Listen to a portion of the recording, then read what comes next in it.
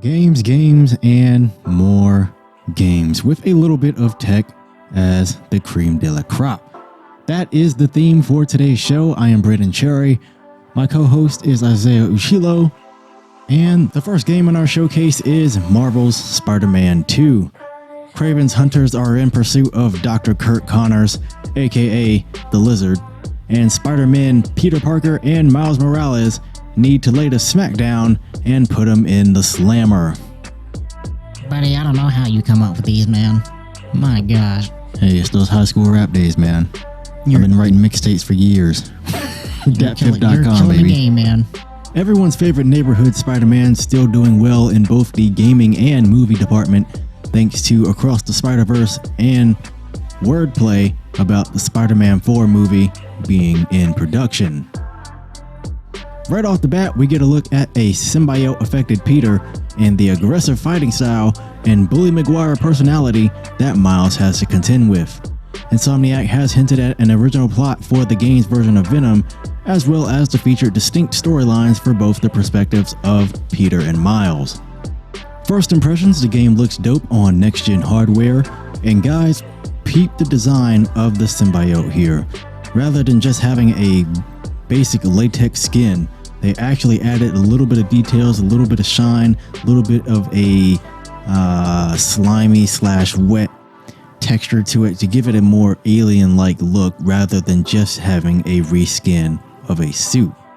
Add that with, tentacles to aid during his attacks, and you have a very lifelike looking symbiote living with the player model. In this case, it happens to be Peter Parker. Hey man, here's an inside scoop, man. Oh yeah. The voice actor? Yeah. Yuri Lowenthal. I don't know who that is. Clean work, man. Clean work in the studio. He's Sasuke's voice actor. Oh, that's dope. Yeah, that's why he sounds so cool, man. Insomniac Games pulling out all the stops for this one. Other notable things that I'm seeing, I'm really digging the new gameplay elements. Gliding seems slightly faster for traveling with Miles, but it's a good addition to the web swinging. They could add fast travel for the lazy players like myself, but I'm sure most will use it once for a tutorial and swing and glide around the city for the rest of their playtime, which is very understandable. The quick time events are on point as always. Both Peter and Miles have different UIs for their masks. The soundtrack and sound effects for this game are greatly improved in this demo. Obviously one of my favorite features of the previous game was when the soundtracks would kick in whenever you were free swinging across the city, and those Hans Zimmer type orchestra music would start playing in the background, or the very chill trap beats would start playing when Miles would come into the picture, man. It's just an absolutely perfect soundtrack for this game. And the best part about this game, ladies and gentlemen, there will be no cross-gen. This game is exclusively for the PS5. For now anyway. For now, I'm pretty sure they're going to have a PC port somewhere down the line, because I know fans are going to rush to buy this thing, and the demand for this game to come on PC is going to be very, very high. We've waited years for this demo. Let's hope the full release is worth the wait. Next up in the show notes is the fighting game genre and the plethora of games competing in the category, such as Street Fighter 6, Tekken 8, and Mortal Kombat 1, all of which are very heavy hitters in the fighting game space, and we're going to break down each one. So, let's kick it off with Mortal Kombat 1. Now, we've seen gameplay vids hit the YouTube scene, and first impressions, bro, it's a beautiful looking game from graphics and aesthetic standpoint. NetherRealm definitely took a major course change in not only the story, but in the visual department. The colors are vibrant, which is new to the MK franchise. Menus are beautifully crafted landscapes now, and the stages and characters have a very engaging feel that almost transports you into the MK1 newly reshaped world. Johnny Cage's mansion at night is a sight to behold. And let's give him some praise here. There's a day and night slider. Fans really wanted that, man. That's a really nice touch. And let me just say, not only are the load times impressive on next-gen hardware, but the way that they are seamlessly blended into the pre-fight interactions was a very nice addition to the game. Clean, man. Now, the story takes place after the events of the previous iteration, MK11. Liu Kang now has universal control and is the god of fire. MK1 takes place in Liu Kang's revised timeline, where things are drastically different. Scorpion and Sub-Zero are brothers. Melina's need for Invisalign changes because of an unknown disease. Kenshi has the gift of sight. Kung Lao has lost his edge and now has a normal hat. Raiden is currently as human as you and me. And finally, Melina is now the ruler of her world, and Katana is her protector as Jade was to Katana. Gameplay features some changes with the addition of cameos, which are basically characters from the 90s original trilogy.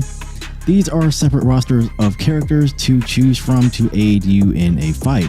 And let me tell you, the combo potential is going to be crazy for pro players. Nevertheless, cameos can be used offensively, defensively, and for extending combos.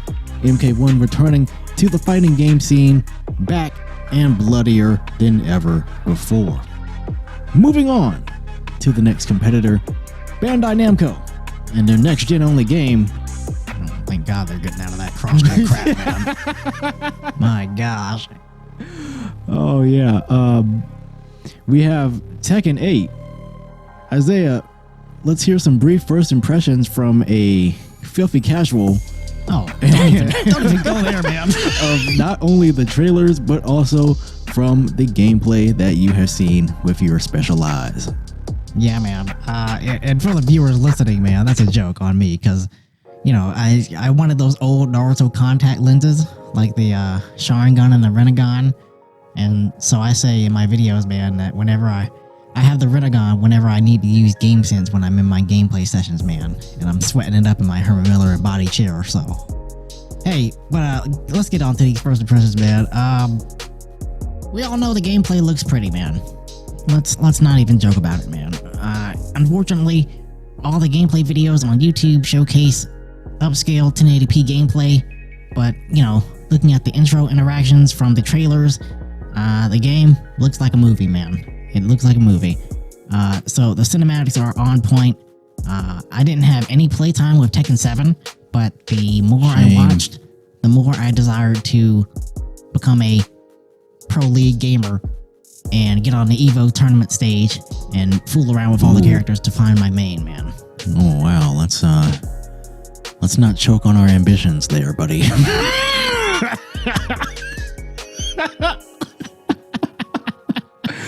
Oh my gosh. Shout out to the Star Wars fans that know where that's from. Anyway. Well, yeah, I mean, listen, the personalized intros and dialogues are great in any fighting game that includes them. You know, MK1 has this as well, but they're just voice lines instead of distinct interactions with animations. And Law's still doing his best Bruce Lee imitation, man. He even looks like him now, so. And from what I can tell, the soundtrack is gonna be fire. It's gonna be fire, man. And, you know, I hope they find a way to incorporate the announcer from the trailers into the final game. Yeah. Listen, man, I need those vocal cords in my life, bro. Like, I need them, man. Yeah, he's fire, bro. He's fire. I've put some time into Tekken, and the community is hyped for this one. I can only imagine what's going to go down in Japan when this game drops. I'm not the guy who can go ham with every character on the roster. My main is Leroy, and that's really only because I do Wing Chun in real life. Next up will be King, but most characters have the same foundations, but certain moves are shifted around to accommodate the heat smash. So small changes that are going to lead to more offensive play. Mishimas will still be Mishimas, but subtle changes like combo fills, screw attacks, and splats are reworked to be more accessible to the fan base. Moving into the heat element of the game, Tekken 8 introduces character uniqueness. So for fellow Tekken 7 players, there was a feeling where, well, I'll describe the feeling for you. Once you learn a couple characters and you pretty much had a sense of all the rest of the roster's kit and how it was going to flow within the game system. With Tekken 8 and the heat system, you get about 10 seconds worth of Goku Ultra Instinct ability and you're popping off in your opponent's face. And you get to access new moves, and that's really what makes this game system different from Tekken 7. So yeah, you're gonna have to learn the game's mechanics, from the power crushes to absorb attacks or counterattacking to enable a heat engager. And what's really interesting in this game is you have to learn your character's specialized combos that lead into heat engagers to do more damage. You know, with punishments, wall combos, launchers. Guys, it's going to be crazy to process all the game's mechanics. And don't get me wrong, the heat mode really makes the game more accessible to all players, which I believe is a common goal for all the fighting games in the 2023 and 24 year. Street Fighter does this really well with the drive mechanism. And if I'm really being honest, I believe that Street Fighter 6 is going to be the new standard for fighting games. That's a hot take. It is, That's a hot take, but the game is very polished and very, very fun. So let's hope Tekken 8 brings the heat. Oh man, I see what you did there, man. Yeah, you know you like it. You know you like it. I give you credit on that one. That's nice, man. Yeah, I got the mic skills, bro. You already know. So, boy, that's a 5-star segue, brother.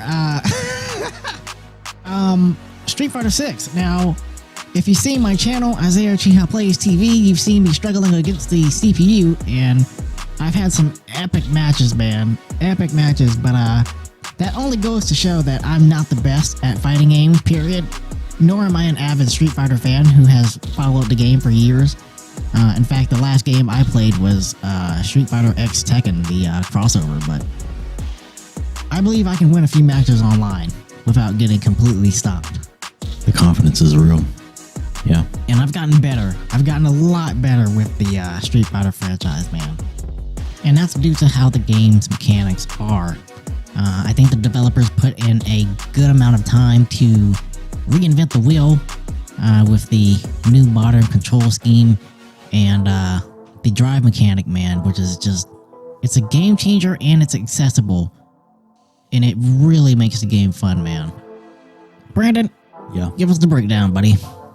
Yeah, and it's important to mention, man, this is against the level 7 CPU. You see the skills, man. Yeah. Now, granted, he has handicaps on, ladies and gentlemen, so well, listen, don't. it's not a true skill, but it's good enough, man. Hey, I mean, at least he's getting the pace of the game, you know. And that's gonna help. Playing against a level 7, level 8 CPU, that's gonna get you up to speed real quick because the online community is elite, to say the least, man. So what are we getting with Street Fighter 6? We're getting the Fighting Ground, which houses modes like arcade, online, training, and local versus. All of this is for the hot-blooded fighter who wants to throw hands as soon as possible. And this is versus a friend on the couch, online, or against the CPU. Battle Hub is the online lobby mode with other created avatars to duke it out in ranked, casual, and tournament matches.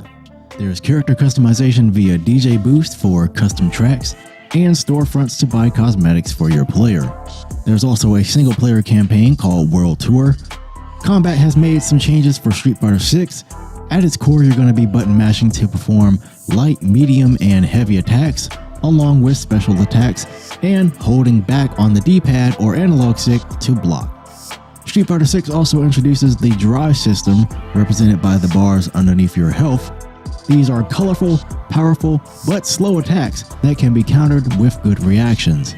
Drive can also supercharge your special attacks or perform counters and drive parries to stop a drive attack more directly. Add these mechanics in with some authentic esports announcers, and it feels like you're front and center in the grand finals of an EVO tournament. Graphically, it's a very vibrant looking game, with each character having a distinct personality and fighting style to match. 18 characters make the roster, including iconic fan favorites like Chun-Li and Ryu. Casual players will enjoy the option to play on classic or modern controls. My suggestion, if you're on controller and new to the franchise, is to go with the modern route. That way it's easier to pull off combos by holding R2 and an attack button if you're on the DualSense controller, and a 2-button press with directional input to use the different levels of critical arts. The last addition to the game is the World Tour mode. It's an RPG where you can free roam Metro City in all its 3D goodness and then fight enemies back in 2D. Now, the map is small, so you will quickly uncover everything that Metro City has to offer, and the fighting is more of an endurance test because of the huge health boost that the AI enemies receive. Your movesets and skills are earned by training with multiple Sifus like Chun-Li teaching you the spinning bird kick, kicking it with Blanca, and meditating with Ryu. With all that, I'll ask the question to you, Isiah. Is the game worth the hype and the money? Well, it's not hype. Definitely not hype, man. Street Fighter 6 is a well-rounded game and will continue to get better over time as they possibly add more DLC content like character stages and announcers. The list goes on. You know, as long as they polish up some areas in the World Tour mode, Street Fighter 6 is going to be one of the top tier fighting games to pile up on the couch with a bowl of Doritos and Mountain Dew. And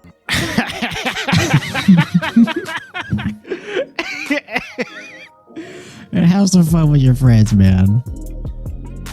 My gosh. Go ahead and send us that Mountain Dew sponsorship. Summer Games still laying the smackdown with one of the most hyped up games of 2020. And they're back, ladies and gentlemen, with some new DLC content and a very surprising guest appearance. Cyberpunk 2077 Phantom Liberty featuring Idris Elba. Now, before I give my initial reactions to this, I just want to say kudos to CD Projekt Red and the modding community for sticking with their craft. It was a rough start, but they have come full circle through a lot of trial and error in the modding community for improving on the foundations and keeping the game alive, and arguably better than ever originally planned. Now, Idris Elba, the bad boy good cop, coming in as Solomon Reed of the FIA. Off the bat, the new melee system and UI changes are absolute fire. But what makes Phantom Liberty so enthralling to play? It's the budget. CDPR is spending bank on this DLC, and you know my boy Idris is getting paid, but that's neither here nor there. The map is going to be huge, ladies and gentlemen. It's going to be dense, it's going to be heavily populated, and it's going to have a lot of content, which hopefully includes good writing and good storytelling. Again, something you love to harp on, bro. That good old cross-gen era. Y'all need to Control-Alt-Delete that thing, man. Ladies and gents, this DLC is a next-gen exclusive, which is no surprise looking at how the base version of the game was running on PS4 and Xbox One.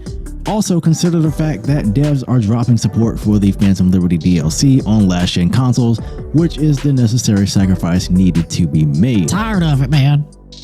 The hype is real for Cyberpunk 2077 Phantom Liberty DLC. Let's see if all the trial and error has paid off. Yeah, man. Speaking of trial and error, one brand that has had a lot of time to develop a top-tier product in the handheld streaming space is Sony and their official PlayStation handheld. This is going to compete with the likes of the Razer Edges of the world and is not an answer to the Stream Deck, which is a very common misconception of the public. The Project Q showcases a 8-inch LCD screen running games at up to 1080p and 60 FPS over Wi-Fi. Looks like the DualSense controller and will have the flagship features like adaptive triggers and haptic feedback of the DualSense. But again, to reiterate, games must be installed on your PS5 to run via remote play. Brandon, Yeah. what are we thinking about the Project Q? It's cool. I mean, it got my attention, but it's not going to keep me for long. It's a product for the hardcore gamer or hardcore Sony fan. I believe the mainstream audience wanted a true PSP successor with a store to download PS1 classics and PS2 games as well. Maybe even some built-in emulation ability, but it's a ball drop on Sony's part. They've done something like this in the past with the Backbone 1, but the processing was pretty weak compared to the Project Q. It looks like the DualSense controller, no surprise there, but I'll give them credit. I mean, it still looks good, but this isn't what the community wanted, and it's a low-key cash grab, in my own opinion. He has spoken, ladies and gentlemen. Don't know when the Project Q drops, but Sony will sell a few. My only hope is that, the device has some longevity for those that buy it.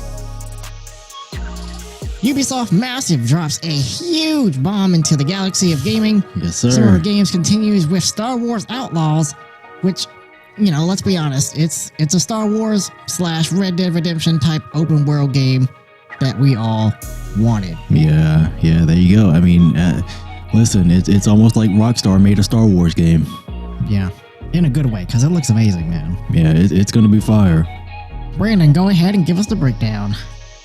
Oh yeah, where to start, man? As a brief overview, you are playing as Kay Vez and her alien chia pet Nyx, doing very odd jobs to try and make it big in the Star Wars galaxy. Now, Outlaws takes place between The Empire Strikes Back and The Return of the Jedi. Ubisoft has taken some design cues from Dune, as there are several clans involved for the fight for power in the galaxy of Star Wars. Now, they are called the Hutts, Pikes, and Yoshida clans, and the game features elements like the Wanted system from GTA or Red Dead Redemption, and your player's decisions in dialogue events will have an impact on whether or not Kay stays undercover or has a gang of Imperials hot on her trail. As we've seen in the gameplay, Outlaws is a open world game with a third-person view. Kay has options in her combat arsenal, such as stealth play, diversions via Nyx, and guns blazing through enemy lines. Kay also has a droid ally named ND5. In the gameplay, ND5 plays the protective role as he cautions her about doing the dirty deeds with the broker. Vehicles and space flight will also be a big part of this Star Wars Outlaws game. All the way from speeders to her own signature ship, you can expect a fair share of vehicle combat events. Ubisoft has another great game in the making, which means more Star Wars for the world to enjoy. May the Force be with you. Always. Okay. Next in line for the show, man, is a franchise that I haven't invested in for years, man. Assassin's Creed making a comeback, man, and not Mirage. This time, it's Assassin's Creed Jade. And what caught my eye about this was the fact that it was strictly made for mobile devices. And immediately what popped into my head was the old AC games that were on PSP systems, which were absolute classics, by the way. Yes and amen. The game is online only, so that can be a turnoff for some, but the target audience is for Chinese gamers. And Chinese gamers basically play on phones and tablets, not consoles like us good old boys in the West. Devs have said the UI and control schemes will be a hurdle to jump over, but we have external controllers now for phones, so if you're a hardcore mobile gamer, there's a high chance that you already have at least one of those devices. The main one being the PlayStation Backbone 1 controller, but the AC franchise hopefully can live on until they transition to mobile devices, with one of the newest installments, Assassin's Creed Jade. Yes, sir. Well said. Next up, we're talking about one of the major players in the S&P 500 index, Apple, and their new Apple Vision Pro, iOS 17, and the new 15-inch MacBook Air. Apple is enhancing the scale of their... Oh my gosh. Wow, that was crazy. Apple is enhancing the scale of their newest iteration of the flagship MacBook Air. Bigger is better for the masses of America, and the 15-inch gets bigger while staying in the smaller form factor of the 14. Bigger text, bigger windows, better movie viewing real estate. The 15-inch Air weighs in at 3.3 pounds and is 11.5 millimeters thin. So it's no surprise that Apple still delivers a small and light form factor. No Face ID is present, just the classic combination of a webcam and microphone. Touch ID is still on the keyboard, and everything else stat-wise is still the same. The same PPI, 60 Hz, 500 nits of brightness. Guys, it's just a bigger screen. Now, slight improvements in other areas, like the touchpad has increased in size, and the speakers now have a second set of force-canceling woofers, but let's be honest, it's not as good as the 16-inch MacBook Pro sound, and you're getting a bigger battery, up to 18 hours of battery life. Performance will be identical to the smaller size laptops, and if you're doing heavy extensive tasks, you will be side-eyeing a Pro laptop in the appropriate market. The base model starts at $1299, and that's going to get you 8 gigs of shared memory and 256 gigs of storage. Now, are there other laptops you can get for the money? Yeah, but you're looking at laptops that'll do a few things better, like gaming or a foldable screen. The 15-inch MacBook Air is basically for mass appeal everyday use, with an overall top-notch package wrapped up in one very small and light form factor. Ladies and gents, you're buying an Apple product, so that comes with a plethora of goodies within the Apple gang of toys, like a better power adapter, FaceTime, messages, and external device connectivity like AirPods, AirPods Pro, AirPods Max, and the newly announced Apple Vision Pro. The 15-inch MacBook Air, grab it while it's hot, because it's going to catch fire for Apple sales very, very soon. Speaking of hot Apple sales, the biggest announcement in the VR world of tech, Apple is taking over the game with their new Apple Vision Pro. Isiah, let's hear your raw first impressions. Well, listen, man. I'm waiting for Apple to launch Apple Juice at this point, man. Oh my gosh. And it's going to be an exuberant price point. Let me go ahead and tell you. Now, Apple is really stretching how far their customers will go. And it might be too much now. Because regardless, this blows metaverse crap right out of the water. It does, yep. I mean, Apple really killed them off with one move, man. The device looks like something out of Tron, and still manages to look good, breathable, and comfortable, which is a common complaint with most VR headsets out there, man. To sum it up, this is genuinely a good example of how exclusive and semi-innovative Apple products have become. I really love how Apple is helping the environment and reducing e-waste by making their own products unaffordable. Yeah. Come on, man. Yeah, it ain't cheap. I mean, it's $34.99, but it makes other things in the tech space seem more affordable. Like an RTX 4090. I see the product has a lot of potential. However, I think most people will use it for watching movies and TV shows. I mean, I personally would use it for the PS5 connectivity and just, watching it on the VR screen. But, shout out to Apple for using some 2K footage too, man. That'll really attract a lot of Sony fanboys out there, but